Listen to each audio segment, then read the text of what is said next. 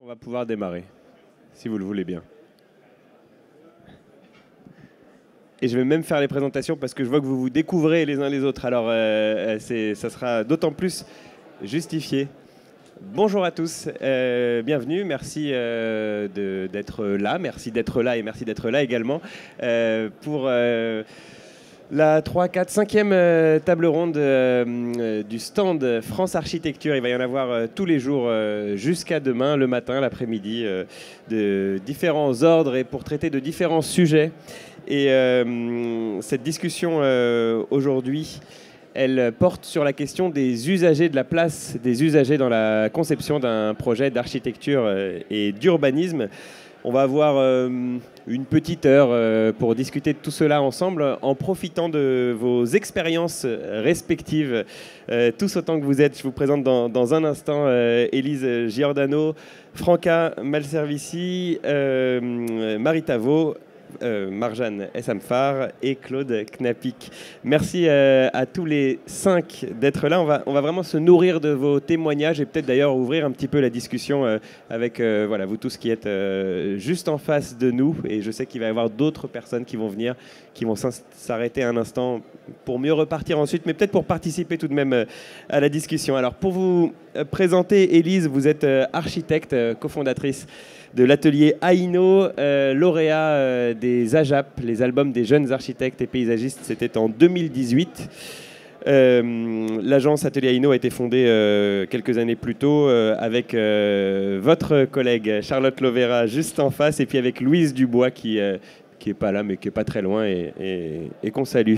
Dans le désordre, j'avais noté sur ma fiche Marjane Essamfar ensuite. Bonjour Marjane, vous êtes architecte également, double casquette, vous intervenez plutôt en tant que vice-présidente du Conseil national de l'Ordre des architectes, mais on va peut-être pouvoir aussi profiter de votre casquette d'architecte tout court puisque vous êtes associé de l'agence Marjane Essamfar et Jo Véron, architecte associé. On va pouvoir en dire quelques mots dans un instant. À mes côtés, c'est Claude Knapik, directeur général du groupe Batigère et président du comité exécutif. Batigère, un bailleur social présent sur tout le territoire, avec quelques régions de prédilection. Peut-être qu'on va avoir l'occasion de le présenter un petit peu mieux tout à l'heure. Et puis, au bout, nous avons Franca Malservici, d'abord, architecte au CAIE du Val-de-Marne. Vous allez nous présenter l'Observatoire l'Observatoire du logement en Ile-de-France, qui est un outil de valorisation de la qualité architecturale porté par les différents CAUE d'Ile-de-France. On rappellera dans un instant ce que sont les CAUE. Et à vos côtés, c'est Marie Tavo, directrice du programme Appel à manifestation d'intérêt, engagée pour la qualité du logement de demain. Voilà, un programme dont on entend plutôt parler ces derniers mois, porté notamment par... Et là j'ai peur de dire une bêtise, par les ministères. Oui, c'est ça, c'est qu'il y a le ministère du Logement et de la Culture, c'est ça, c'est que effectivement, voilà, deux ministères qui sont engagés sur cette question-là de l'habiter, du bien et du mieux habiter. On va pouvoir en parler. On va voir également de quelle manière ça intègre aussi la prise en compte des usagers dans la conception de tous ces programmes architecturaux. Je précise que vous êtes également architecte et urbaniste de formation. Le sujet du jour, je le disais, c'est la place de l'usager dans le projet architectural et urbain. Ça fait partie des grandes directions que semble prendre l'architecture depuis quelques années. Évidemment, la participation est beaucoup plus ancienne, mais disons que voilà, ces derniers temps, et cette table ronde était initialement prévue il y a 2 ans pour une précédente édition du MIPIM, mais finalement c'est encore valable aujourd'hui et peut-être même encore plus valable aujourd'hui tant on voit les projets se multiplier qui intègrent de différentes manières, on va pouvoir les citer je pense, les usagers dans la conception de ces projets. On va l'interroger, cette participation, on va interroger la place de l'usager et puis celle aussi du concepteur professionnel. Voilà, qui dit intégrer les usagers, les futurs habitants, ça ne met pas de côté pour autant les architectes et on va pouvoir en parler. Et on va plus largement tenter de répondre à quelques questions, des plus simples, des plus évidentes, à d'autres un peu plus complexes peut-être. Mais c'est vrai, déjà, on va essayer de voir pourquoi est-ce qu'on sollicite les usagers et pourquoi les usagers veulent-ils ou pas participer à la fabrication de leur cadre de vie.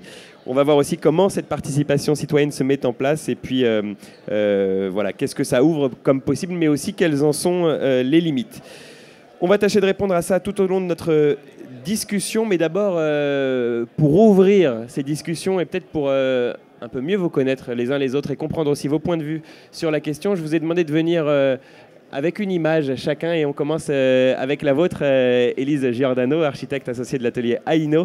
Une image qui représente l'atelier Aino, qui représente aussi votre rôle dans cette question qu'on porte aujourd'hui de la place de l'usager. Est-ce que vous voulez nous la décrire ? Volontiers, merci. Du coup, on voit Charlotte, du coup mon associée, et Louise aussi, qui n'est pas là aujourd'hui, qui sont en train de présenter lors d'un atelier pédagogique à des enfants de la commune de Septèmes-les-Vallons un des projets, un des 7 sites le long d'un axe principal de la commune. Des opérations donc, qui ont été des bâtiments de logement qui ont été préemptés par la ville pour lutter contre l'habitat insalubre et le rachat par des marchands de sommeil, avec l'ambition de réhabiliter de façon vertueuse. C'est un projet qui est labellisé Envirobat BDM. Donc je sais que dans la région parisienne, ça s'appelle BDF. Donc il y a tout cet aspect, prendre en compte le bâtiment existant dans le respect d'une enveloppe budgétaire serrée, avec comme but de pouvoir répliquer ces opérations vertueuses en le communiquant auprès de l'ensemble des Septémois, de l'ensemble de la commune. Et donc on avait proposé lors du montage d'associer les enfants au processus pour, lors de ces ateliers pédagogiques, qu'ils deviennent un peu un levier vers leurs parents et commencer à enclencher une dynamique à l'échelle de la ville. Donc ça a été retenu comme une idée. Et donc c'est une association qui a porté les ateliers pédagogiques et qui nous a fait intervenir pour pouvoir présenter aux enfants le projet qui est à l'arrière. On va pouvoir y revenir sur ce projet tout au long de nos discussions. Ça peut être ça participera à notre corpus, on va dire, pour préciser voilà, votre avis, Élise, et nos discussions sur le sujet. Plus largement, le rôle de l'atelier Aino, enfin plutôt la place que donne l'atelier Aino à ses futurs habitants, à ses futurs occupants, ça se retrouve dans plusieurs projets et dans des formes assez différentes. Ici, on parle d'ateliers avec les enfants.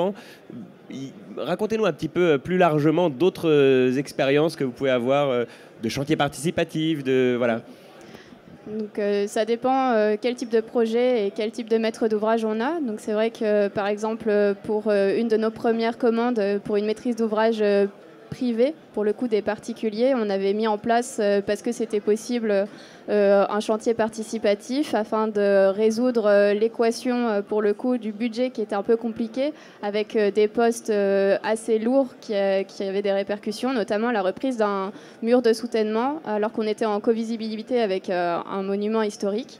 Donc il y avait l'ABF qui avait demandé des contraintes au niveau des murs en pierre sèche, et donc on a mis en place un chantier participatif avec à la fois les maîtres d'ouvrage et leur réseau, ainsi que le nôtre d'étudiants en architecture et amicale, pour lancer cette dynamique-là et rentrer dans l'enveloppe budgétaire. C'était notre expérience. Après, en maîtrise d'ouvrage privée, voilà, c'est à chaque fois, en fait, ça dépend de la commande. Et peut-être aussi évoquer le rôle qu'on a dans des missions d'AMO avec le CAIE du Var. Actuellement, on est en accord cadre avec eux, ce qui nous permet d'être en amont lors du montage préopérationnel, alors que le montage financier n'est pas encore réalisé. Et d'établir des ateliers à ce moment-là, ça permet de comprendre les contraintes de chacun et de voir quelles alternatives sont possibles pour mieux intégrer la place de chacun. Voilà, c'est fort de toutes ces expériences-là que vous allez pouvoir intervenir dans l'heure qui nous attend sur cette question, l'usager avec ou sans. Parmi les autres intervenants, je me tourne également vers vous, Marjane. Non, alors attendez, on en est où dans les images? Non. Alors on en est à Claude Knapik, directeur général du groupe Batigère. Vous êtes venu, alors vous, l'image, c'est ce livret Bien concevoir, proposé par Batigère. Racontez-nous, peut-être avant de nous en dire un mot, rappelez Batigère en quelques chiffres, quel est ce bailleur et qu'est-ce qu'il représente. Mais après, vous nous direz que voilà, ce livret-là, à destination de qui et qu'est-ce qu'il nous amène? Bonjour à toutes et à tous. Alors Batigère, effectivement, en quelques mots, donc c'est un bailleur social, c'est un groupe national dont l'histoire est la sidérurgie lorraine. Voilà, donc on a plutôt une origine industrielle. Alors, pour faire court, c'est les logements qui étaient mis à disposition des ouvriers de la sidérurgie qui à un moment donné est sorti de l'industrie pour créer un groupe immobilier qui est devenu Batigère. Et ce groupe s'est déployé en une quarantaine d'années en investissant d'autres régions, l'Île-de-France, Rhône-Alpes, PACA. Et donc aujourd'hui un groupe qui pèse à peu près 100 000 logements, donc qui loge à peu près 300 000 personnes sur l'ensemble de ces territoires, avec le panel le plus large qu'on puisse proposer, qui va de l'hébergement aux demandeurs d'asile, les résidences sociales, les résidences pour jeunes, jusqu'au logement intermédiaire, accession. Donc ce qui permet pour nous, alors c'est très théorique et un peu conceptuel, mais enfin de pouvoir proposer ce qu'on appelle le parcours résidentiel vertueux, c'est-à-dire à un moment donné de rentrer dans le logement social, voire dans une résidence thématique, pour aller petit à petit vers éventuellement l'accession. Donc en tout cas, c'est ce qu'on développe sur l'ensemble de nos territoires. Donc c'est 100 000 logements, comme je le disais, c'est à peu près 2500 logements que nous produisons par an, à peu près autant que nous réhabilitons. Et les enjeux devant nous sont évidemment colossaux, puisque là, l'usager est au cœur pour vivre dans les logements qui seront demain réhabilités. Et c'est un groupe qui représente à peu près 1800 collaborateurs et collaboratrices. Précisons, hein, ça peut paraître évident, mais rappelons tout de même, en tant que bailleur social, vous avez un rapport avec les usagers, avec les habitants de votre logement, qui n'est pas celui d'un promoteur immobilier privé qui, lui, va vendre un logement et ensuite, on ne va plus tellement avoir affaire à eux. Disons que vous avez d'autant plus intérêt à vous assurer que le logement convienne et soit adapté. Et en ce sens, la question de la participation doit se poser chez les bailleurs sociaux avant tout par rapport à d'autres promoteurs de logement. Effectivement, absolument. Nous, on est sur le long terme. Évidemment, quand on investit un territoire à la fois avec l'immobilier, mais avec les personnes qui y logent, on est des acteurs de long terme et partenaires des collectivités. C'est un groupe privé, je ne l'ai pas dit, mais il y a quand même deux grandes familles de bailleurs sociaux, les offices ou les entreprises sociales pour l'habitat. Donc évidemment, on est très à l'écoute de nos locataires, de la manière dont ils souhaitent vivre leur logement. On a pour ça évidemment des outils de mesure de leur satisfaction, des choses qui vont et qui ne vont pas. On se doit également, et bien que les bailleurs sont quand même, je dirais, dans l'expérimentation, on peut se permettre en tant que bailleur d'être dans l'innovation par rapport au logement, probablement plus qu'un promoteur qui, lui, va quand même aussi chercher à avoir un produit liquide. Je pense que bailleur social, on peut prendre des risques dans la manière de concevoir des logements, tout en faisant néanmoins attention de rester dans un logement qui soit le plus universel possible. On n'en est pas encore au logement choisi, même si on souhaite y aller et que les gouvernements nous y emmènent avec le locataire qui sera un peu maître de son destin dans le choix de son logement, ça reste néanmoins souvent un logement qu'il subit avec plaisir parce qu'il a enfin un logement, mais sans l'avoir pour autant choisi. D'où quand même l'importance de proposer un logement qui soit le plus universel en fonction des différences de population que nous avons à loger dans nos logements. Et donc, effectivement, un outil qui est le fruit de dizaines d'années d'expérience, qui s'appelle Bien Concevoir, qui a été un peu trop toiletté récemment, mais qui est un guide un peu de ce qui marche ou ce qui ne marche pas, de ce qu'il faut faire ou ne pas faire, qui est un document qu'on remet à nos architectes en complément du programme de l'opération et qui donne un petit peu nos retours d'expérience par rapport au programme qu'on a pu livrer et qu'on exploite. Donc il y a des choses qu'on ne souhaite plus faire parce qu'on sait que c'est problématique dans le long terme, dans la vie, dans le logement. Donc c'est une petite bible qu'on met à disposition. C'est un document qui est quand même assez volumineux aujourd'hui, mais qui touche, je dirais, tous les espaces dans lesquels vivent les locataires, que ce soit le logement, les parties communes, les espaces extérieurs, l'environnement immédiat autour des immeubles. Donc c'est un document riche et qui est, à mon sens, assez utile, compte tenu de l'expérience qu'on est capable de transmettre à nos partenaires architectes ou bureaux d'études.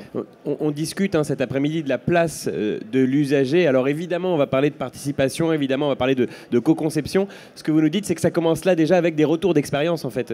Oui, absolument. Alors là, le petit logo PEPS, c'est juste une petite marque interne, mais il y a bien derrière, c'est un outil de questionnement de nos locataires. Donc on cherche leur satisfaction ou pas par rapport à leur logement et la manière dont ils le vivent. Et donc grâce à des outils comme cela, interactifs, on arrive à alimenter ce document. On les interroge directement. On interroge également les équipes d'exploitation, qui sont quand même au cœur de la relation avec le client final, que sont nos locataires. Et donc tout ça alimente un peu notre retour d'expérience. Il y a une chose, par exemple, une petite illustration. Vous savez, on a d'ailleurs, alors je vais vous dire, je suis aussi architecte, hein, donc je peux me permettre de parler aussi en tant qu'architecte. On a pu avoir de temps en temps des conceptions de bâtiments avec des grandes baies vitrées. Bon, sur le principe, dans un tissu urbain, ça peut être très joli, très bien inséré dans un tissu urbain, sauf que la famille qui vit dedans n'a pas choisi de vivre derrière une grande baie vitrée. Et on s'est retrouvé avec des logements et des gens qui se calfeutraient finalement derrière une baie vitrée qui était censée être là pour donner plus de luminosité ou plus d'espace au logement. Donc on est vigilant à ces gestes qui des fois sont à l'encontre de l'usage qui sera fait du logement. Donc voilà, bien concevoir, essaye de dire ça et d'aider les architectes aussi dans la conception, quoi. Ça ouvre la question qu'on va pouvoir traiter une fois ce tour de table terminé, de la représentativité aussi des avis des uns et des autres, et cet exemple de la baie vitrée qu'on pourrait prendre aussi à l'inverse. On va pouvoir en parler et avoir vos différentes expériences sur le sujet. Pour continuer le tour de table, Marjane Samphar, voilà, une image qui est parmi celles d'ailleurs qu'on voit sur ce stand France Architecture, puisque l'Ordre des architectes évidemment est l'un des partenaires à l'origine de ce stand. C'est une résidence de logement individuel du côté de Nevers. J'ai plus le nom de Fourchambault, voilà, du côté de Nevers. C'est Guillaume Ramilien, l'architecte. Et c'est une illustration pour vous, pour l'Ordre des architectes aussi, hein, puisque c'est l'Ordre qui présente parmi d'autres bâtiments celui-ci. Voilà, d'une bonne conception du logement, Marjane Samphar. Oui, bonjour à tous. Effectivement, bon, déjà, je vais présenter un peu l'Ordre des architectes parce que je me rends compte depuis que je suis à l'Ordre que finalement, ce n'est pas une institution qui est suffisamment connue dans ses fonctions. Nous avons une délégation de service public pour le ministère de la Culture pour veiller à la formation, la bonne formation continue des architectes, à leur déontologie, le respect de la déontologie des architectes et à ce qu'ils soient bien assurés. La déontologie, il y a un sujet intéressant qui est méconnu finalement, malheureusement, au grand public et chez beaucoup de maîtres d'ouvrage, c'est l'indépendance de l'architecte. Le fait que l'architecte n'a aucunement le droit d'être associé à une entreprise quand il intervient effectivement auprès de son client. Et cette indépendance en fait un conseiller indépendant pour un maître d'ouvrage qui peut, très en amont du projet, être actif et aider les maîtres d'ouvrage à monter leur opération. Donc, en tant qu'architecte aujourd'hui, on est plus connu en bout de chaîne en tant que maître d'œuvre. Et notre volonté, la nouvelle équipe de l'Ordre des architectes, c'est de mettre plus en avant l'ensemble du métier. Nous représentons aujourd'hui 30 000 architectes inscrits à l'Ordre, mais la réalité, c'est qu'il y a à peu près 100 000 architectes diplômés et que parmi ces 100 000, on voit bien qu'il y en a qui sont chez les maîtres d'ouvrage, et que c'est très bien, et d'autres qui sont artistes, photographes, qui interviennent à toutes les échelles, effectivement. Et vos voisines à droite aussi en sont un bon exemple. Voilà, qui sont effectivement aussi, interviennent dans des structures différentes comme les CAIE, etc. Donc, mettre la lumière sur cette diversité du métier d'architecte, c'est une façon aussi de mettre en avant sa capacité à interagir sur les questions de société. Aujourd'hui, notre profession est en mutation parce que la société nous demande des nouvelles façons de construire. Il y a une conjonction des demandes et des prises de conscience par les politiques, les maîtres d'ouvrage et les architectes, et des demandes très concrètes des usagers suite à la pandémie, mais aussi qui a été beaucoup mis en avant par les demandes des Gilets jaunes, qui font que des choses peut-être qu'on porte depuis très longtemps, on est un peu plus écouté aujourd'hui dans nos demandes et nos actions. Dans ce sens, j'ai choisi cette image, effectivement, avec nos équipes, nous avons choisi cette image parce qu'on nous parle de plus en plus d'aspiration des Français au sujet de la maison individuelle. Et on essaye de mettre dos à dos le sujet du collectif et de la maison individuelle, alors que le sujet n'est pas là. Il faut savoir être à l'écoute et traduire les demandes et comprendre ce que c'est que cette demande de vivre dans une maison individuelle.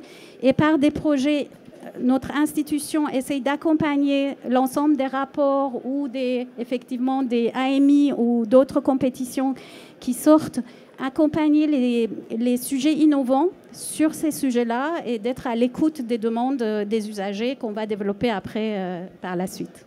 Merci. Effectivement, et je précise, en soi, on n'avait pas accès spécifiquement à cette table ronde sur la question de l'habitation, mais c'est vrai que c'est un bon exemple aussi pour pouvoir traiter plus largement de l'intervention des usagers. Bah voilà, c'est ça, c'est que le premier usager qui soit l'habitant est assez représentatif pour traiter de la question. On va passer... l'image suivante, c'est vous qui nous l'avez amené, Franca Malservici. Je rappelle que vous êtes architecte au CAE du Val-de-Marne et le CAE du Val-de-Marne qui participe avec les autres CAE d'Île-de-France à ce qu'on appelle l'Observatoire du logement en Île-de-France. Si vous voulez nous dire d'un mot ce qu'est cet observatoire et peut-être rappeler d'un rapide mot également ce que sont les CAE. Il y en a partout en France et ils font un travail assez remarquable. Rappelons-le. Oui, donc...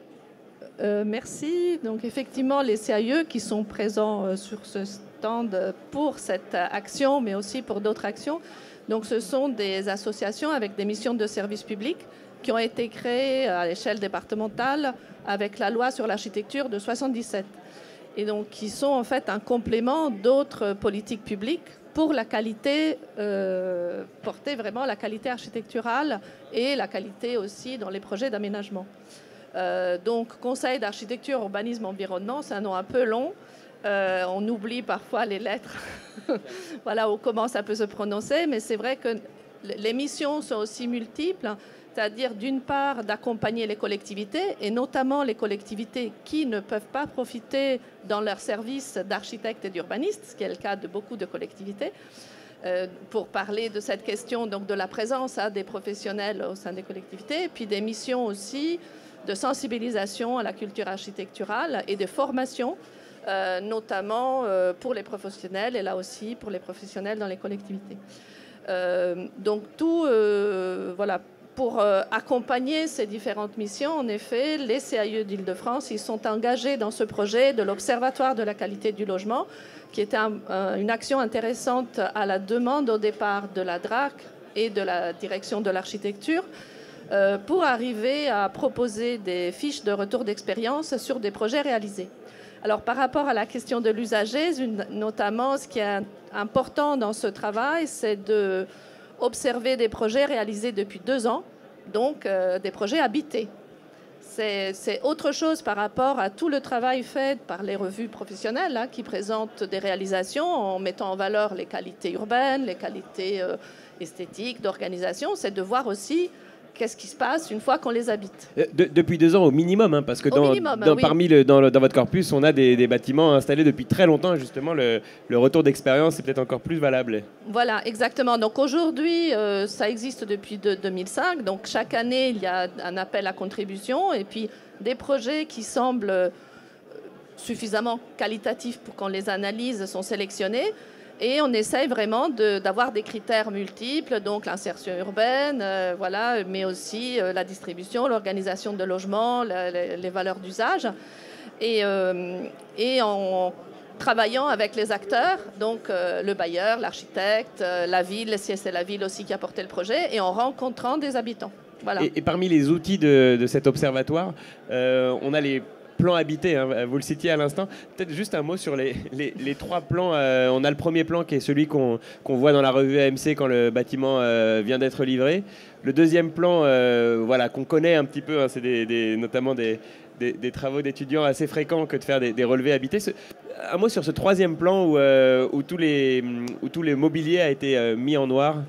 Oui, c'est en fait pour montrer, selon les situations, ce qui reste comme espace, ou est-ce que, du coup, le mobilier va bloquer une ouverture, quelque chose qui avait été imaginé comme un espace de stockage, mais va se remplir ou pas être utilisé. Voilà, de voir comment les gens négocient en fait un espace qui leur est donné ou qu'ils ont choisi, selon les situations dans lesquelles ils se trouvent, comment ils arrivent à entrer à l'intérieur. Alors, il y a eu en 2017-2018 un travail avec le Centre de recherche pour l'habitat et l'école d'architecture Val-de-Seine, qui était vraiment une étude assez approfondie en partant du plan habité associé à la rencontre avec les habitants.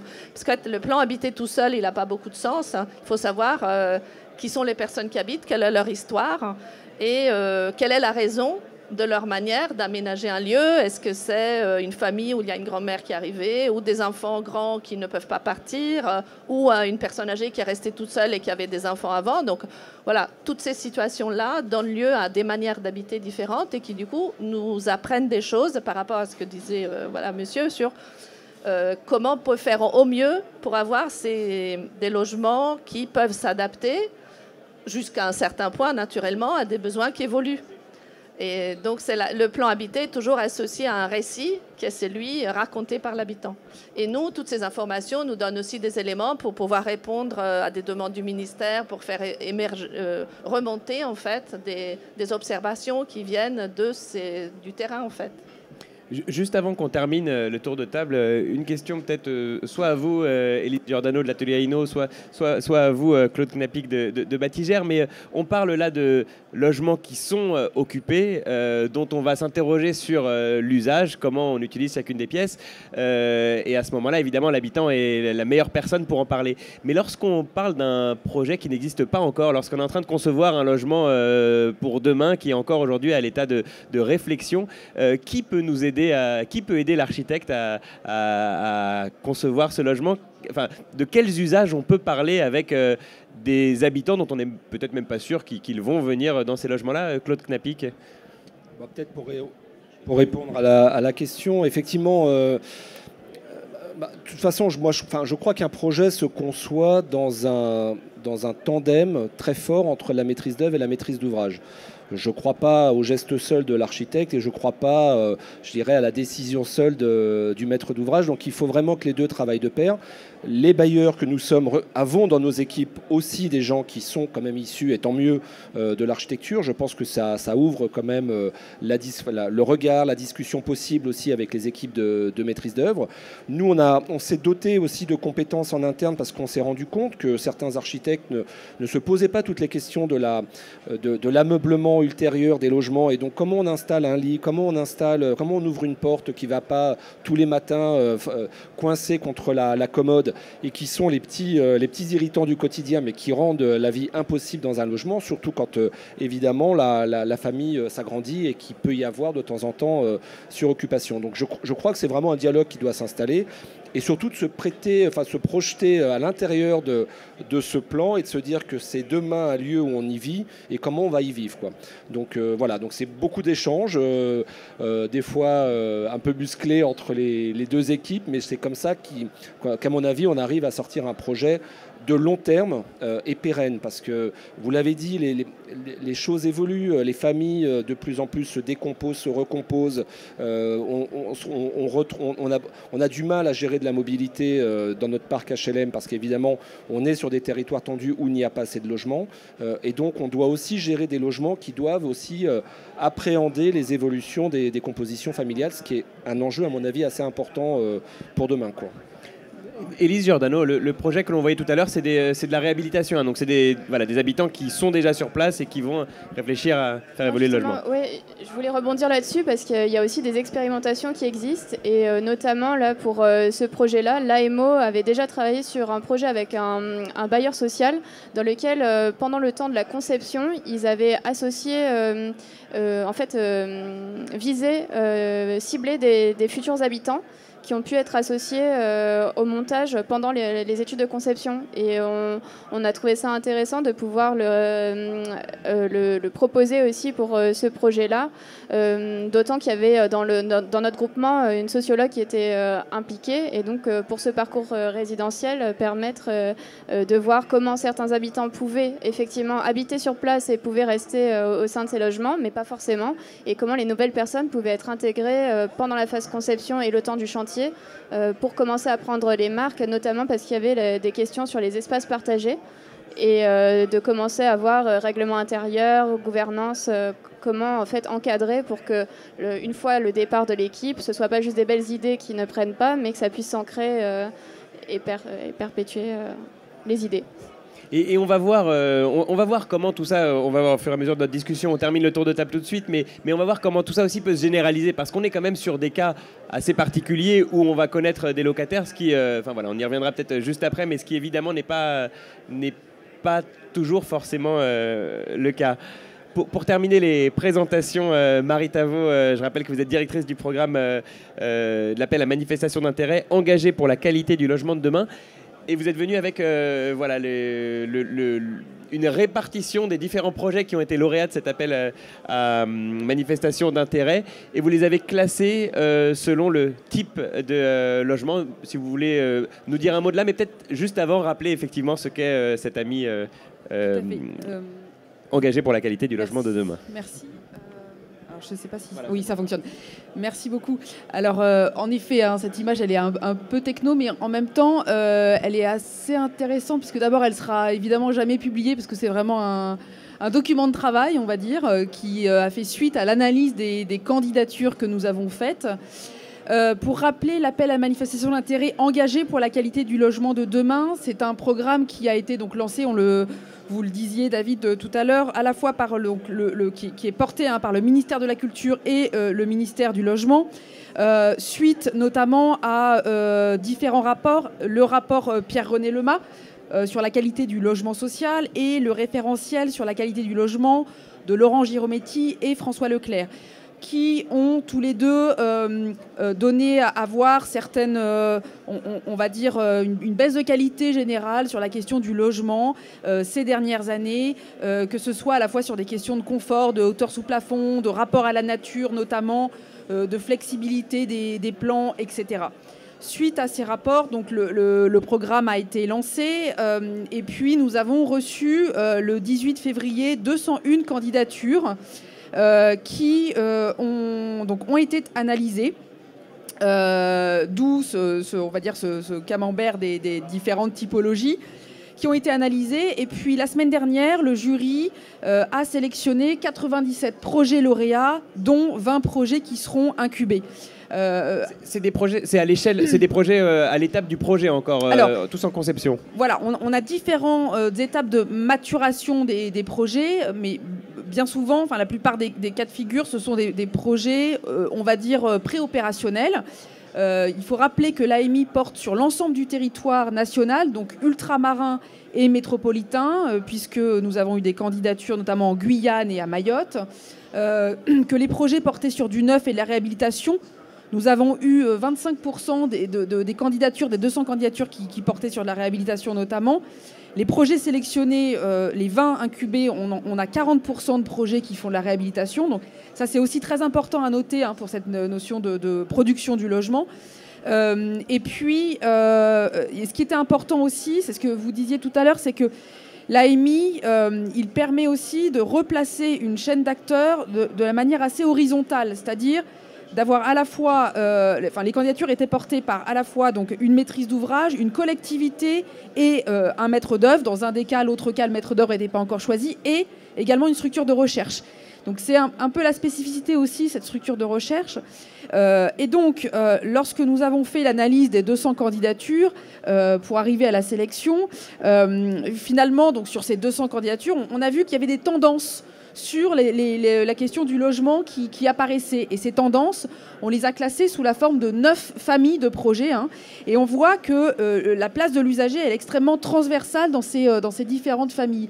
Alors, par exemple, donc, je vais vous les commenter brièvement, la notion des communs. Donc, c'est notamment toutes ces pièces communes, tous ces espaces qui sont à destination de l'ensemble des habitants. La question donc, de l'habitat individuel, c'est réinventer, on avait appelé ça réinventer l'habitat individuel, donc avec différents justement processus pour cette question-là.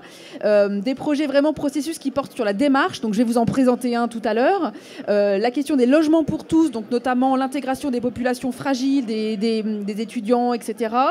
L'éco-construction, l'habitat participatif, on a eu énormément de candidatures sur cette question-là avec des coopératives d'habitants notamment. L'excellence environnementale, dont on fait partie également les questions de bien-être. On a eu vraiment des questions sur la gestion du stress, sur la gestion de la spatialité et en quoi le logement peut intervenir sur la notion de bien-être et de santé.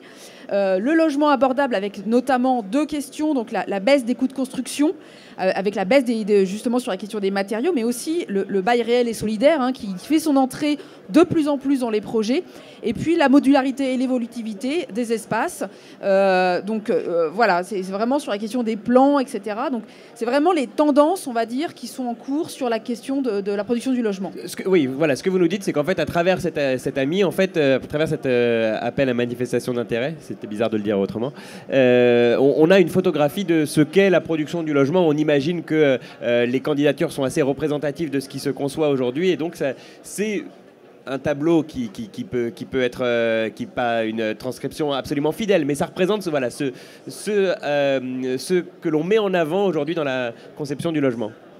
Voilà, exactement. C'est ça, c'est exactement les tendances, on va dire, des candidatures qu'on a reçues et donc, on va dire, des préoccupations des territoires et qui font en plus une demande auprès de l'État pour les accompagner dans la réalisation de ces projets démonstrateurs en termes de qualité du logement, avec, on l'avait bien noté dans le cahier des charges, la dimension écologique et la dimension qualité architecturale également, et la question de l'abordabilité des projets. Donc on fait mieux mais pas plus cher, ça c'était important. Et pour le raccrocher bien à notre discussion du jour sur la place de l'usager dans la conception des programmes d'architecture, on voit aussi finalement qu'on a tendance à parler de la place de l'usager, notamment par la participation à la co-conception. Ce que vous nous montrez en fait, c'est que il y a des places plus ou moins impliquées de l'usager, mais elles peuvent être en fait très variées, que ce soit sur la réflexion autour d'espaces communs. On peut même imaginer que cette réflexion, elle arrive après la livraison du bâtiment. Pourquoi pas ? On peut avoir des espaces déjà disponibles, mais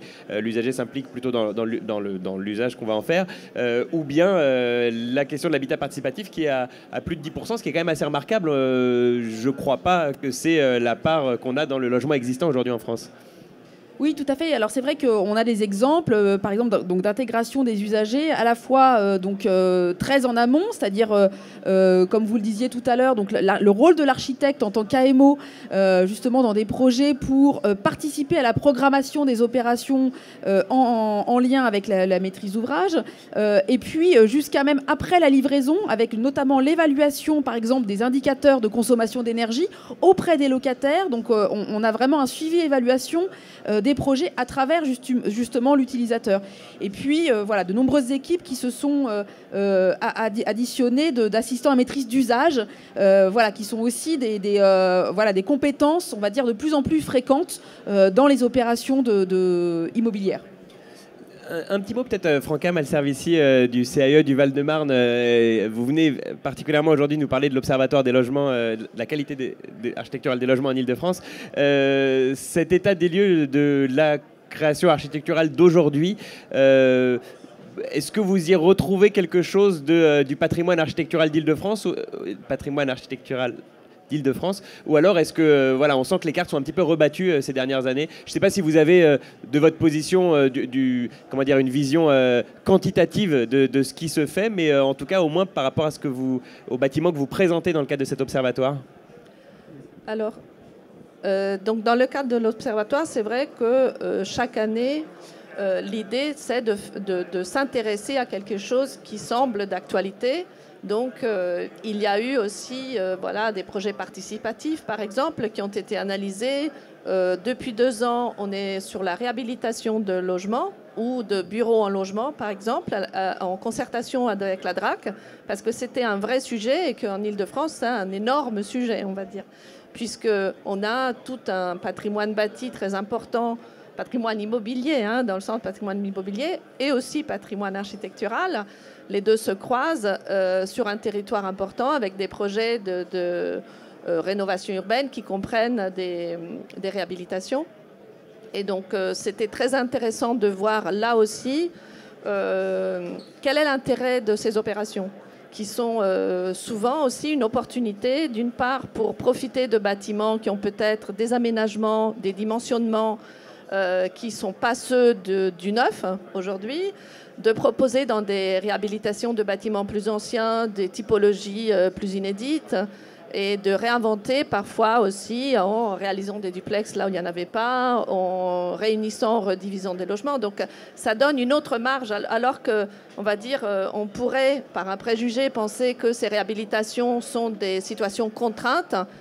Souvent, les architectes qui sont plutôt sur ce créneau-là, ils le présentent comme une possibilité de liberté, d'une certaine manière. Et donc, il y a d'une part cette idée de préserver des ressources qui nous semble fondamentale aussi à porter, mais particulièrement celle aussi d'une innovation à travers la réhabilitation. Bon, voilà pour à la fois une présentation de vous toutes et toutes, et en même temps un premier tour d'horizon de ce qui se fait, dans le logement en particulier aujourd'hui en France. Je vous ai demandé de venir avec une deuxième image, cette fois plus portée sur peut-être des futurs souhaitables, possibles. Et Élise Giordano, vous, votre futur, vous nous emmenez un petit peu dans le passé pour ça, puisque c'est un projet des époux Kroll. Voilà, si vous voulez nous commenter cette image, d'une très bonne qualité d'ailleurs. C'est une vieille image. Désolée pour la qualité, effectivement. Oui, en fait, sur la question de notre vision un peu utopique de l'implication des usagers, on a trouvé ça intéressant de voir ce qui se faisait peut-être plus facilement par le passé et comment peut-être à l'heure actuelle on avait du mal à retrouver une forme de simplicité, notamment sur l'implication volontaire des habitants ou des usagers au processus du projet. Donc là, c'est une image de Lucien Kroll, le projet de la Mémé, dans lequel tout un processus d'implication des différents étudiants en médecine et de tous les enseignants, tous les usagers finalement qui avaient pu mettre la main à la pâte jusqu'à aller bêcher et s'y mettre concrètement. C'est pour la construction d'un site d'enseignement, hein, précisons. Voilà. Ouais. Et ça me faisait écho avec une des missions qu'on a avec le CAIE du Var pour une petite commune qui essaye de mettre en place une maison des jeunes à proximité du collège. Ils ont déjà le bâtiment, ils ont des agents municipaux très investis, avec vraiment en fait un fonds associatif Léo Lagrange autour de l'éducation populaire. Des acteurs qui ont envie et on sent en fait des freins sur la réalisation concrète de comment impliquer les jeunes pour des raisons finalement administratives mais aussi de budget, comment financer des animateurs, en fait des questions de montage financier. Et du coup, on a l'impression que cette mission décale le rôle qu'on peut attendre de l'architecte, qui est celui de conception des espaces. Et là, pour nous, c'est vraiment accompagner pour voir quel montage financier et préopérationnel on va pouvoir donner pour justement faciliter le fait que des jeunes vont pouvoir venir faire du chantier participatif et mettre en place un projet dans lequel ils puissent s'investir concrètement. Mais pourquoi c'était plus simple du temps de Lucien Kroll, si ce n'est sa personnalité charismatique qui pouvait peut-être lui permettre d'emmener avec lui tout un campus sur la construction de leur lieu d'études. Est-ce que... j'imagine qu'il n'avait pas plus de budget pour ça. Peut-être c'était plus informel. Peut-être. Vous parliez de plus simple, quelque chose de plus simple, un projet comme celui-ci par rapport à ce que vous pouvez être amené à mettre en œuvre.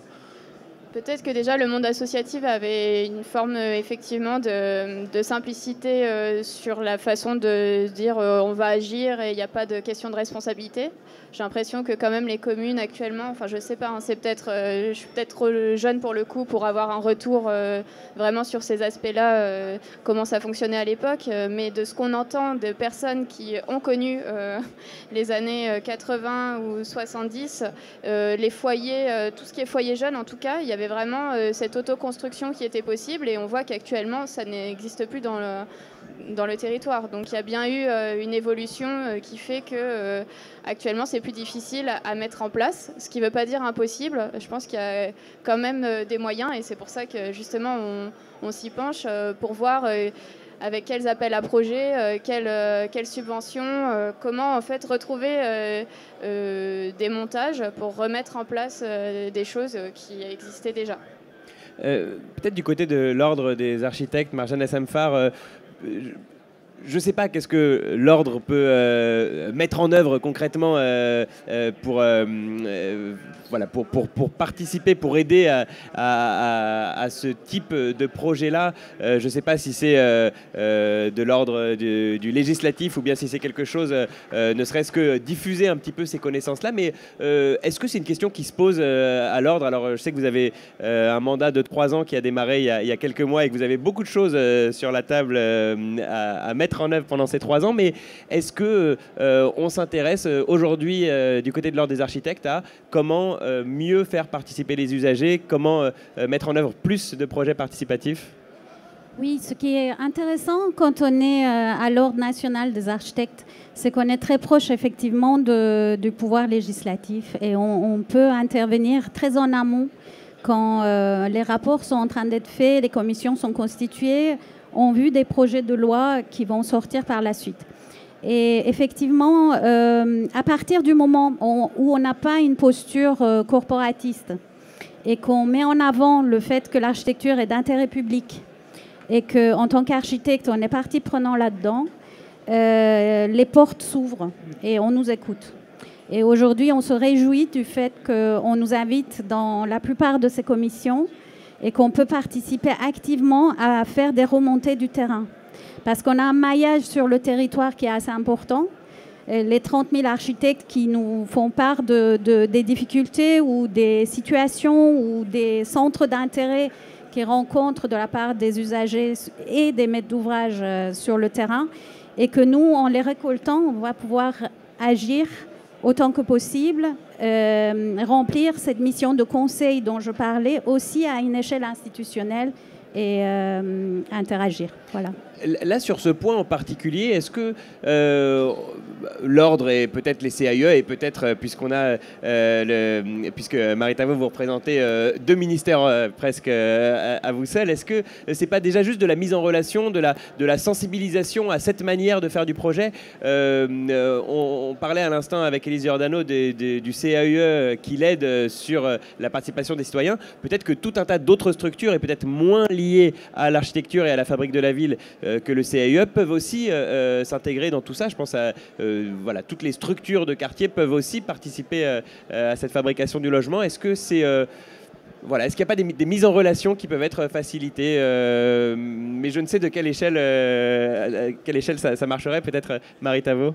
Oui, non, c'est vrai que... alors déjà, on peut le voir là avec le programme, je ne l'ai pas mentionné, mais on a des partenaires autour de la table. On a notamment le Conseil national de l'ordre des architectes, on a les CAE, les maisons d'architecture, mais on a également le réseau national des aménageurs, on a la Caisse des dépôts et consignations. Enfin, on a réuni beaucoup d'acteurs autour de la table.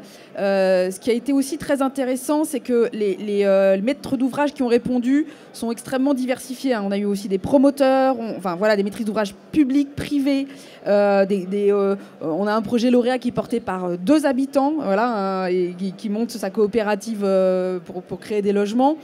Et c'est vrai que on le voit à travers le programme et à travers la suite du programme, on va avoir un énorme programme de valorisation de ces projets, donc notamment porté par le ministère de la Culture et les CAE notamment, et les maisons d'architecture, donc qui vont permettre en fait de valoriser l'ensemble des projets de l'AMI au sein des territoires aussi. Parce que moi je pense que ce qui est important, c'est l'ancrage, c'est-à-dire au sein des territoires et comment justement ces structures vont permettre le relais auprès des différents interlocuteurs.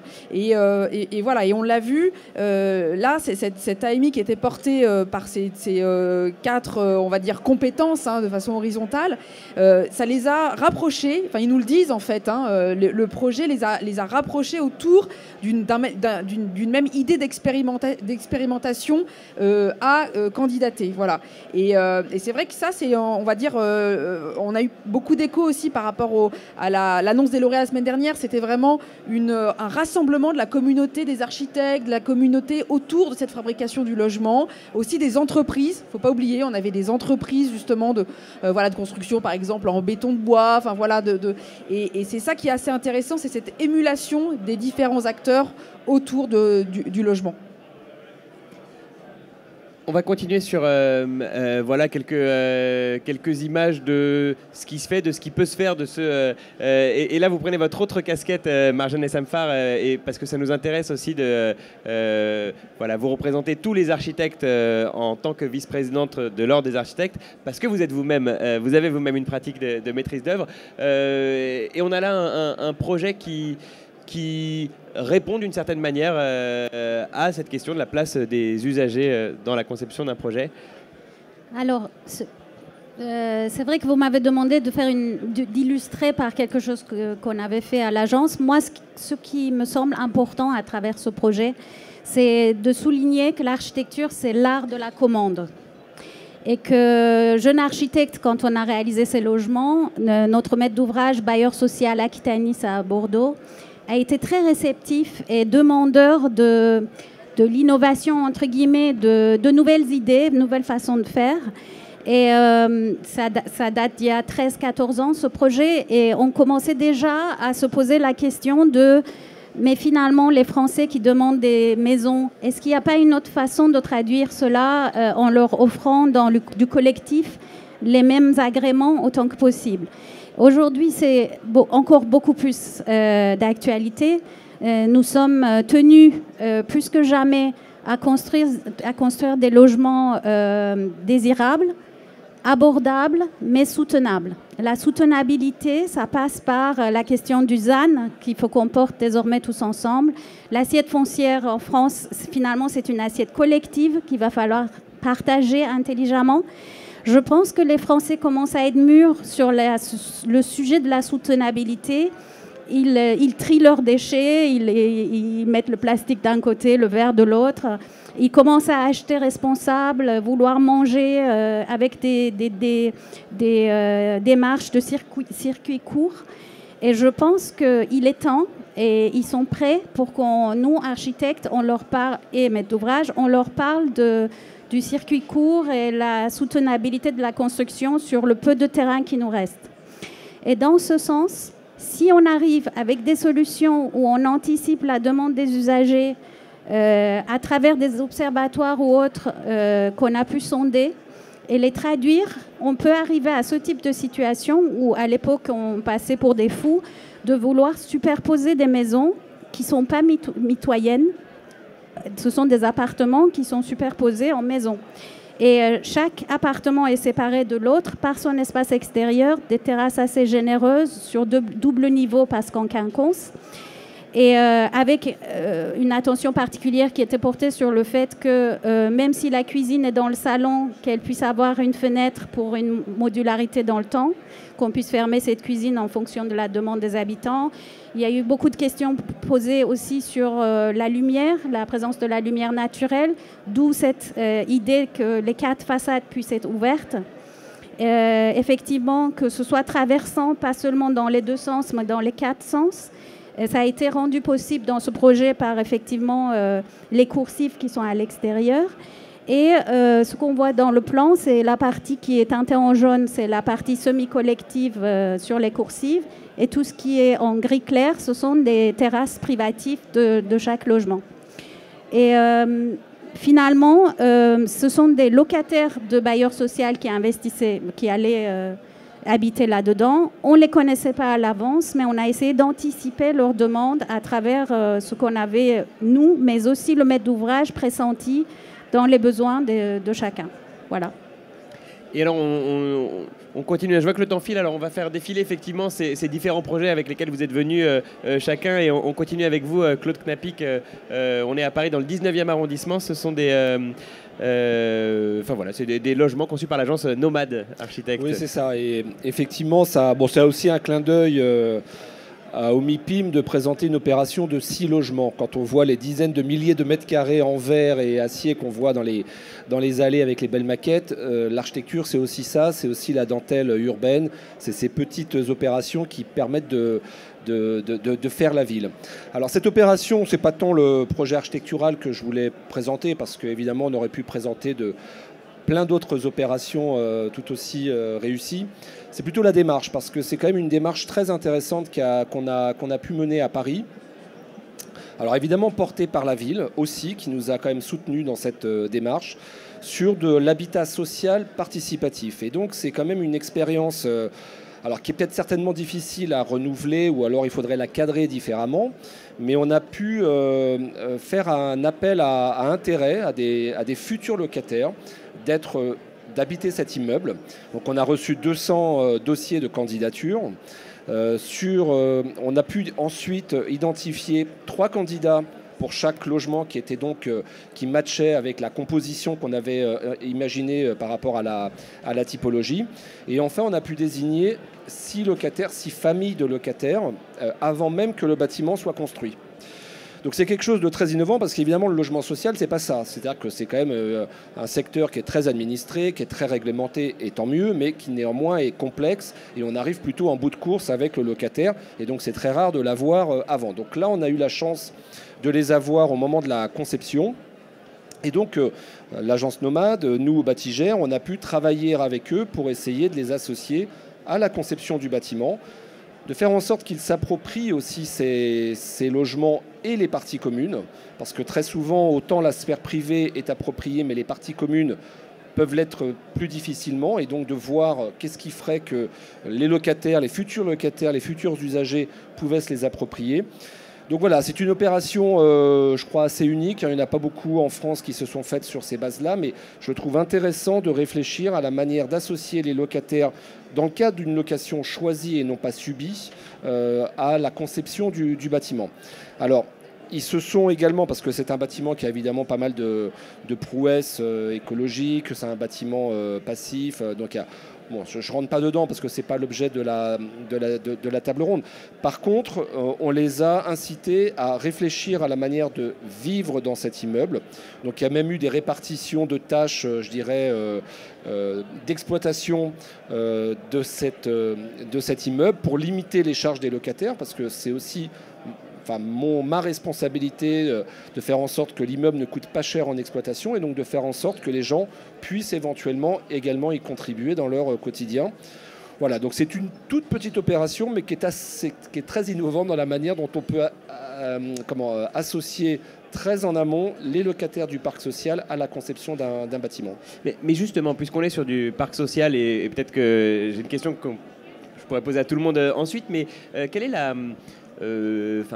valeur, la pertinence de l'avis, d'une certaine manière, d'un locataire qui va utiliser ce logement aujourd'hui par rapport à celui qui viendra après et celui d'encore après. On est quand même sur des usages qui sont propres à chacun d'entre nous pour un logement qui, lui, va nous survivre. Oui, c'est une très bonne remarque. Effectivement, on est donc l'immeuble a 4 ou 5 ans maintenant. Donc il y a eu un premier turnover, un premier logement qui s'est libéré, donc avec une nouvelle attribution. Et donc l'attribution qui est venue, on a donné les règles du jeu, c'est-à-dire qu'il y a une charte de vie qui avait été établie par les locataires de l'origine. Donc je ne dis pas que les gens sont adoubés par les colocataires de l'immeuble. Par contre, ils s'engagent quand même à participer à la vie de l'immeuble au travers de cette charte qui avait été écrite au moment de la conception du bâtiment. Bon, qui mérite d'être évoluée. Donc elle sera requestionnée, je dirais, au turnover des locataires. Mais il y a quand même un peu des droits et des devoirs, entre guillemets, à pouvoir entrer dans ce logement-là. Et donc, on a eu des candidats qui ont finalement refusé d'y aller pour ces raisons de vie en communauté qui imposent finalement la gestion de cet immeuble. Et au moment de la conception, peut-être Élise Giordano, sur ce projet que vous nous présentiez à Septem-les-Vallons, je ne sais pas si vous en êtes déjà là dans le projet, mais à quel moment est-ce qu'on fait la différence entre une proposition de l'habitant qui va servir le logement et qui sera vécu de façon universelle par tous les futurs locataires et quelque chose qui est de l'ordre de voilà, un déménagement qui intéressera la personne en question mais qui n'a pas d'enjeu pour le bâtiment en lui-même? Alors peut-être pour un autre projet, pour de la réhabilitation à Paris, pour un bailleur social, et pour le coup où il y a déjà des habitants et où ça va être en site occupé, et où ces questions de participation des habitants faisaient partie du cahier des charges, et pour lequel on a proposé de venir en résidence sur site, pour habiter sur site et pouvoir être... Juste un mot, c'est où? C'est qui le bailleur? C'est quoi? C'est un projet de restructuration d'un îlot pour Paris Habitat, dans le 13e arrondissement, à côté de la piscine de la Butte aux Cailles. Et du coup, on est en charge de la rénovation énergétique d'une tour qui va être rénovée. Et sur cette question-là de la place de l'usager, je trouve que pour un bailleur social, justement, les locataires restent là pour une longue période. Et donc, ça questionne sur la durée de vie du bâtiment, mais aussi, quand même, il y a peu de turnover. Quand même, la plupart du temps, les gens s'installent comme ils s'installeraient dans leur maison qu'ils auraient fait construire. En tout cas, c'est ce qu'on a ressenti, nous, à la rencontre lors du diagnostic et de cette première phase de projet. Surtout, effectivement, sur Paris, enfin, sur les zones tendues, le turnover reste assez faible. On est quand même sur un marché qui reste captif, et les gens, et c'est aussi ce qui peut expliquer, dans certains cas, entre guillemets, un mal logement, parce que les gens sont souvent en suroccupation dans des logements, ne pouvant pas si facilement que ça aller vers un autre logement par le biais de la mobilité, quoi. C'est vrai qu'on découvre un peu le fonctionnement des bailleurs, mais il y a plusieurs services, le service des travaux et après le service des gestionnaires et de relogement aussi des habitants. Et on se demande s'il n'y a pas aussi des avancées pour travailler plus ensemble en fait, et voir comment justement en fait, le bailleur a la connaissance d'habitants de son parc et comment on peut mieux s'en servir au service du projet de travaux en se positionnant des gens à partir des habitants qu'ils connaissent. C'est un peu ce que vous nous montriez tout à l'heure avec le livret, finalement, qui est, j'imagine, chacun y a mis la main à la pâte de son regard différent. Ouais, c'est ça. Mais par contre, vous le dites, mais c'est un peu même dans le fonctionnement interne d'un groupe comme le mien, si vous voulez, entre les équipes qui conçoivent les logements, qui sont les équipes de développement, et puis les équipes qui les exploitent. C'est pas non plus toujours très fluide dans la communication, et la remontée du terrain, il faut savoir l'organiser, même chez nous, pour être sûr que ça alimente demain les équipes de développement quand ils vont concevoir. Donc c'est vrai que le petit cahier bien concevoir que vous reprojetez, c'est un travail qui associe tant les équipes de développement, mais quand je dis développement, évidemment les réhabilitations, je vous dis, on réhabilite 2500 logements par an, donc évidemment toutes les réunions publiques, tout ça, on est au cœur de l'usage et de sa transformation.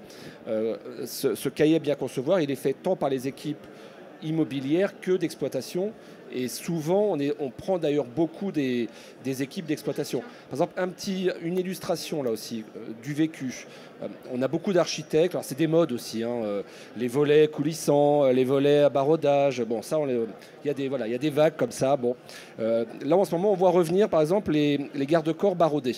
Enfin bon, c'est très joli, moi je trouve ça très élégant, très épuré. Le problème c'est que le balcon, c'est très souvent le lieu où c'est la pièce en plus, quoi. Bien ou mal, on est quand même vigilant à maîtriser les surfaces qu'on fait, parce que in fine, c'est une quittance pour le locataire, et donc on essaye de maîtriser au maximum le poids de la quittance dans son quotidien et donc son pouvoir d'achat. Et donc ce balcon devient très souvent malheureusement aussi des lieux de stockage. Le système des baraudages fait que ça... Alors ça peut être joli, mais globalement, souvent, on essaie de lutter contre et de camoufler un peu ce qui se cache derrière ces garde-corps. Donc on se retrouve aussi avec des locataires qui eux-mêmes installent des canisses, installent des sacs pour se protéger. Je ne suis pas sûr que c'est des choses, à mon avis, qu'on peut corriger dès la conception du bâtiment. En tout cas, dans l'usage, il faut y faire attention. C'est des petites choses qu'on dit, par exemple, dans notre cahier, quoi. Oui, je trouve ça intéressant parce que du coup, ça veut dire qu'on contraint finalement la conception et la qualité architecturale par des choix qui sont faits dans ce livret et qui sont aussi questionnables. Mais c'est vrai que ça interroge, et comme le premier exemple que vous disiez, voilà, une grande baie vitrée pour quelqu'un qui a envie de vivre un peu plus discrètement, ça peut être contraignant. Mais à l'inverse, encore une fois, et c'est... je ne sais pas si on peut répondre à cette question-là, mais qu'est-ce qu'un avis, pourquoi un avis vaut plus qu'un autre, et qu'est-ce qui justifie que, voilà, de notre retour d'expérience, on irait plutôt sur cette direction plutôt que sur celle-ci. On irait plutôt vers des baies vitrées pas trop imposantes plutôt que celle-ci, plutôt des garde-corps comme ça et pas comme ça. La réponse est simple, c'est qu'il y a des gens qui vivent derrière dedans, quoi. Voilà. Enfin, la réponse, c'est le quotidien des gens, et c'est ça qui doit primer par-dessus tout. Disons que c'est le plus grand nombre. C'est une situation qui se reproduirait plus souvent. C'est surtout que je suis pas sûr que vous ayez envie de faire. Je sais pas où vous vivez, à la limite c'est votre problème, mais peut-être que vous avez envie de vivre au dernier étage d'une tour et pas forcément au sous-sol. Vous avez envie de vivre sur rue, sur cour, ou alors avec des grandes baies vitrées, ou plutôt des meurtrières pour être plutôt dans un espace calfeutré. Nous, notre rôle, quand on est bailleur, c'est d'essayer de répondre au plus grand nombre. C'est ça notre exercice difficile, hein, tout en essayant de chercher, évidemment, et c'est ce qu'on, je pense, c'est ce qu'on fait, de la qualité architecturale. Mais évidemment, tous ces gestes qu'on peut avoir dans l'architecture, on essaye de les maîtriser, et qu'ils ne viennent pas demain empêcher finalement le locataire qui va y vivre d'y vivre correctement, et en tous les cas de subir son logement avec, dans son quotidien de vie, quoi. Voilà. Donc c'est ça qu'on essaye de dire et essayer. Mais ça, c'est de la discussion, on est prêt à l'entendre. C'est pareil sur l'exploitation, on est très vigilant à la manière dont les bâtiments sont conçus, parce que l'exploitation derrière, c'est des charges, c'est du coût, c'est de la dégradation. Donc c'est des choses sur lesquelles on est extrêmement vigilant quand on produit du logement. Et Élise Giordano, et puis après on terminera sur 2 derniers bâtiments, mais une réaction peut-être. Oui, j'allais dire, peut-être pour le cas de la réhabilitation, c'est peut-être différent du cas de la construction neuve, mais je trouve que c'est intéressant d'avoir effectivement les retours du maître d'ouvrage, mais de pouvoir aussi laisser une forme de liberté et de re-questionner dans le temps du diagnostic ces éléments-là. Par exemple, parfois le règlement intérieur, ou bien sur l'ensemble du parc, des critères d'interdiction sur les usages des jardins, par exemple, où finalement on n'a pas le droit de descendre, de faire un pique-nique ou des choses comme ça. Ça peut peut-être être re-questionné projet par projet, en impliquant les habitants et en regardant au cas par cas comment une nouvelle gouvernance peut s'instaurer, pour justement voir comment c'est remonté du temps de l'équipe de gestion ou de certains habitants qui vont aussi prendre la parole plus facilement et être inquiets des nuisances. Ça fige finalement dans ces retours sous forme d'écrits qui durent pour des années et qui peut-être peuvent évoluer en repartant de ce qu'on découvre et des habitants qui sont à l'heure actuelle dans le logement. Je vais juste un mot dessus, c'est un point important quand même, parce qu'évidemment on fait ça aussi, mais le retour d'expérience est là, quoi. C'est-à-dire que des toits végétalisés, des jardins végétalisés, des jardins partagés fonctionnent si le tissu associatif est là et impulse et porte le projet. Nous, bailleurs, notre rôle, c'est évidemment d'amorcer la pompe, de mettre en place l'association, de créer évidemment les lieux avec la conception du bâtiment.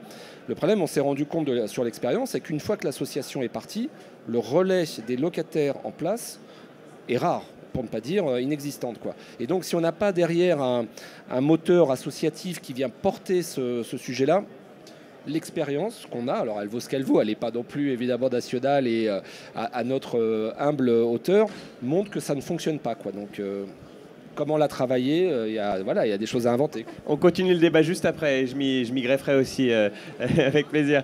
Franca Malservici, un mot d'un des bâtiments, voilà, qui fait partie qui a été mis en avant par l'Observatoire de la qualité architecturale du logement en Ile-de-France, que vous portez avec le CAE du Val-de-Marne et tous les autres CAE d'Ile-de-France. On est à Ivry-sur-Seine, on connaît bien ce bâtiment qui a été réhabilité il n'y a pas très longtemps d'ailleurs, si je ne m'abuse, et peut-être vous pouvez nous le présenter et nous raconter un petit peu son lien avec le sujet de notre discussion. Et on aura ensuite un dernier bâtiment avant de conclure, parce que je vois que l'heure tourne. Oui, donc je vais faire vite, mais c'est vrai que, bon, comme on choisit ces 2 images, j'ai choisi celle-là, c'est une des fiches de retour d'expérience qu'on a réalisées l'année dernière. Et c'était aussi donc une réhabilitation. ça permet d'évoquer plusieurs sujets. D'une part, la réhabilitation, c'est parfois à compter dans le logement neuf, puisque le bâtiment était abandonné depuis longtemps. Ça permet aussi d'évoquer les passages entre initiatives bailleurs et privées. Dans un premier temps, cette réhabilitation était prévue pour devenir du logement social. Vu le coût de l'intervention, c'est plutôt passé à de l'accession. Et c'est un projet très intéressant parce que, à travers l'image depuis l'intérieur vers l'extérieur, on voit que c'est un secteur pas évident à habiter, très soumis à des chantiers qui vont encore durer un certain temps. Donc c'est Ivry-Confluence. Et dans ce cas-là, c'est la qualité des logements, l'originalité, la qualité que les nouveaux habitants ont trouvée lors de cette réhabilitation qui compense les nuisances du site à subir encore pendant un certain temps. Et là, je voulais montrer cette image justement pour évoquer combien les habitants, qu'ils soient locataires dans le privé, dans le public ou propriétaires, habitent quelque chose qui n'est pas seulement le logement, qui est aussi l'espace commun, qui est aussi le quartier, qui est aussi la ville.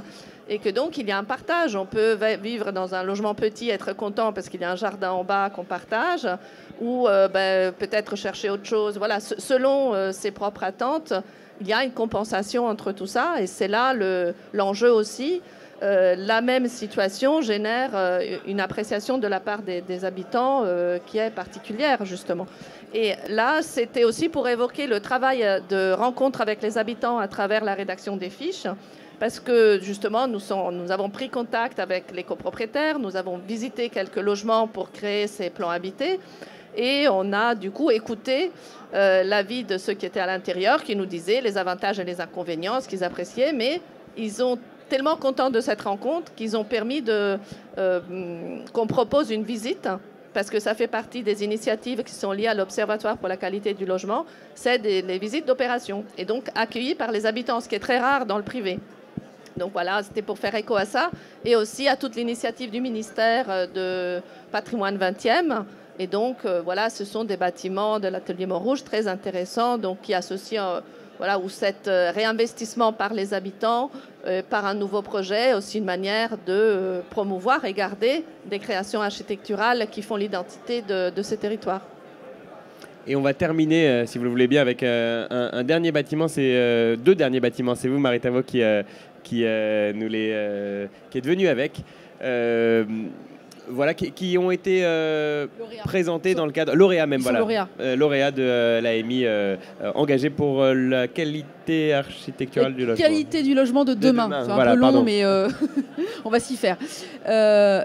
Alors, en effet, c'était un peu difficile de choisir, puisqu'on a eu 97 projets lauréats. Donc, j'en ai choisi 2, finalement, sur la question des usages, qui sont assez différents. Alors, pour aller assez vite, donc, le premier s'appelle « Acclimatation des cités post-minières ». Donc c'est la ville de Arnes qui est près de Lens. Alors bon, d'abord c'est intéressant parce que c'est du patrimoine, donc on est quand même porté par le ministère de la Culture, donc on trouve ça bien sûr très intéressant. Alors ce qu'il faut savoir, c'est d'abord l'équipe. Ce qui est important, c'est l'équipe qui a porté cette candidature. Donc d'abord un bailleur, Maison et Cité SA d'HLM, bien sûr la commune, et puis d'autres cités minières. Et puis, sur la question de la recherche, la chaire Acclimater les territoires post-miniers de l'École nationale supérieure d'architecture de Lille et laboratoire architecture, conception, territoire et histoire également, ainsi que la DRAC, qui est aussi partenaire, et puis les habitants. Alors, c'est en ça que c'est intéressant sur cette démarche-là.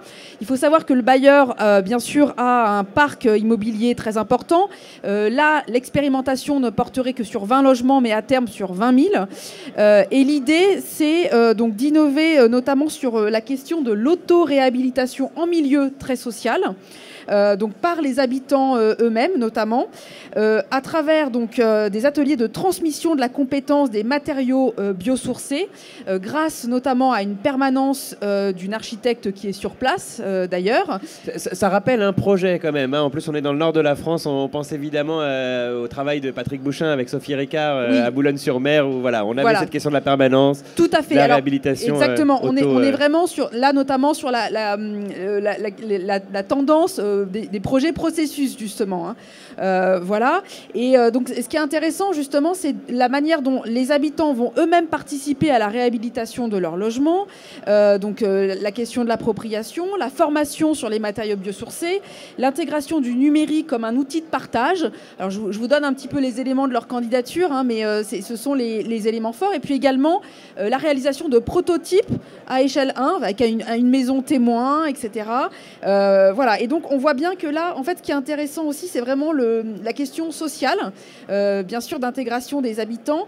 Et l'idée, c'est d'intégrer cet accompagnement, la formation et l'expertise d'usage des habitants à des coûts et travaux équivalents à une réhabilitation classique. Voilà. Et c'est vraiment d'avoir un projet démonstrateur qui va se multiplier par la suite sur l'ensemble des cités, du patrimoine de ces cités post-minières. Alors, bien sûr, derrière, hein, on a évidemment la question de l'adaptation aux nouveaux modes de vie, à l'écologie, etc. Puisque, bon, je ne sais pas exactement de quand datent ces cités minières, mais bien sûr, on a une question d'adaptation aux modes de vie.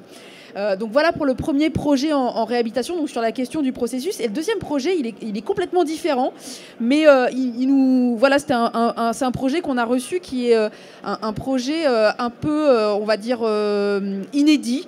D'abord, il est situé à Strasbourg, qui est la première ville cyclable de France, hein, il faut le rappeler. Il s'appelle Vélôme, et comment considérer la notion d'accessibilité à tous les cycles comme moyen de conception du logement. Alors, d'abord, l'équipe, c'est le groupe de Mathieu Hébard, l'IPRAOS de Belleville comme laboratoire de recherche, et puis Babin, Renaud et Richter comme architectes. Donc, l'idée, c'est vraiment de rendre les logements accessibles à tous les cycles, c'est-à-dire vélo, poussettes, déambulateurs, fauteuils roulants, trottinettes, vélo cargo, donc l'ensemble des cycles, ce qui génère une manière de concevoir l'espace assez différente, avec donc des rez-de-chaussée où on peut à la fois stocker, stationner, mais également des parties communes, donc dans les étages qui sont beaucoup plus généreuses, beaucoup plus larges, beaucoup plus importantes, et la possibilité de stationner son vélo devant son logement. Donc c'est la combinaison en fait du logement individuel et du logement collectif. Donc tout ça dans un même immeuble. Voilà. Et en fait, ça génère donc à la fois des espaces communs qui sont beaucoup plus larges, beaucoup plus généreux, donc qui permettent justement des liens de voisinage qui sont tout à fait différents. Un ascenseur qui est surdimensionné, donc qui a des fonctions différentes. À la fois, on peut transporter tout ce qui est outillage de jardinage, tout ce qui est déménagement, etc. Mais voilà, on a un ascenseur qui a une autre dimension. Et puis, donc la question de la nature au quotidien, puisque ces espaces élargis permettent également donc d'installer plus de jardinières, plus de nature justement dans cet immeuble collectif. Voilà, donc c'est un concept. Voilà, le projet est lauréat. Il n'est pas incubé, mais il est lauréat. En tout cas, voilà, c'est porté par la ville de Strasbourg. Ça a toute sa cohérence justement, et notamment dans la question de la prise en compte des nouveaux usages. Et dernière chose que je voulais ajouter, mais qui n'a rien à voir, je pense que enfin, pas rien à voir, mais ça fera l'objet, sans doute, c'est un teasing pour votre prochaine table ronde, avec, vous en avez sans doute parlé de Francis Quéré, qui est Pritzker, donc aujourd'hui. Qui vient d'être nommé Pritzker. Et je trouvais ça intéressant, notamment par rapport au projet de Arnes, c'est que Francis Diébédo-Quéré, lui, il est vraiment parti du travail avec les habitants pour réduire, parce qu'il n'avait pas d'argent, en fait, dans ses projets.